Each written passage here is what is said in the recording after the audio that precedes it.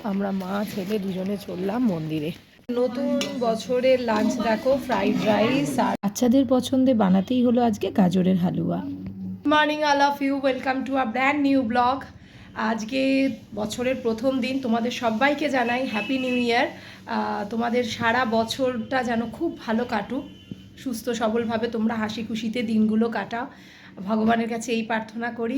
আর তোমরা সবাই নিশ্চয়ই ভালো আছো। এই ঠান্ডা পড়েছে, বুঝতেই পারছি কলকাতায় এবার জমিয়ে ঠান্ডা পড়েছে, আর আমারও ঠান্ডার মধ্যে মোটামুটিভাবে একটু সর্দি লেগেছে, কারণ খড়দায় গিয়ে কিছুটা ঘোরাফেরা করতে গিয়েই আরও ঠান্ডাটা লেগেছে। তোমরা আগের ব্লগগুলো দেখেছো, একটু আধটু বেরিয়েছিলাম আর ওই ঠান্ডাটাই লেগে গেছে। আমার তো জানো একটু হলেই ঠান্ডা লেগে যায়। তো এখন সকালবেলা উঠে স্নান টান হয়ে গেছে, আর এখন যাচ্ছি ঠাকুরের কাছে একটু প্রণাম করে আসি। সামনেই আমাদের রাধা মাধবের মন্দির, তো সেখানেই যাচ্ছি এখন প্রণাম করার জন্য। আমরা মা ছেলে দুজনে চললাম মন্দিরে।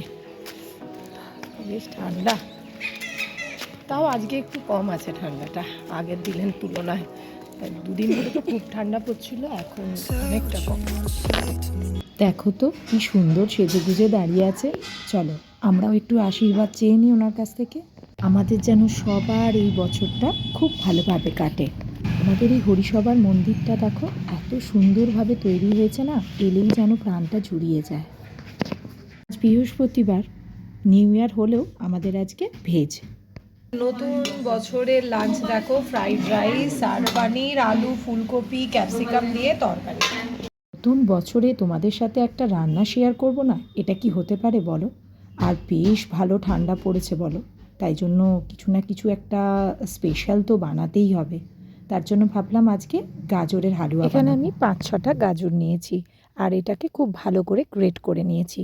গ্রেট না করলে না গাজরের হালুয়া খেতে ভালো হয় না। এরপর গ্যাসে বসিয়ে দিয়েছি কড়াই। কড়াইটা একটু গরম হচ্ছে, তারপর দিয়ে দিলাম পরিমাণ মতন ঘি। ঘিটা একটু বেশি পরিমাণেই দিতে হবে, নাহলে গাজরের হালুয়ার সেই টেস্টটা আসবে না। তারপর দিয়ে দিয়েছি গাজর। গাজরগুলোকে ততক্ষণ পর্যন্ত ভাজবো যতক্ষণ না একটা ভাজা গন্ধ না বেরিয়ে আসে। বেশ কিছুক্ষণ নাড়াচাড়া করব, ভালো করে ভেজে নেব, নাহলে গাজরের যে একটা কাঁচা গন্ধ থাকে না, সেটা আসতে থাকবে। তার জন্য যতক্ষণ না পর্যন্ত ভালো করে গাজরটা না ভাজা হয় ততক্ষণ পর্যন্ত নাড়াচাড়া করব। দেখো বেশ কিছুক্ষণ ধরে গাজরটা ভেজে নিয়েছি, তারপর দিয়ে দেবো আগে থেকে জাল দিয়ে রাখা দুধ। দুধ দিয়ে ভালো করে নাড়াচাড়া করে নিতে হবে।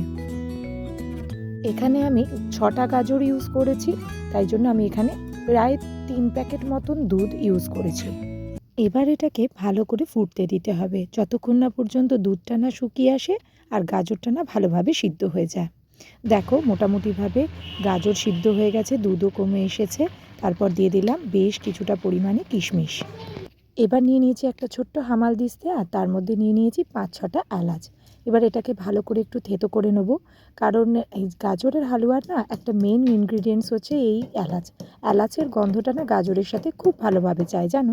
তারপর তোমরা জানো আমার খুব প্রিয় জিনিস একটা আমুলিয়া গুঁড়ো দুধ, সেইটা বেশি পরিমাণে দিয়ে দেবো যাতে টেস্টটা দারুণ হয়।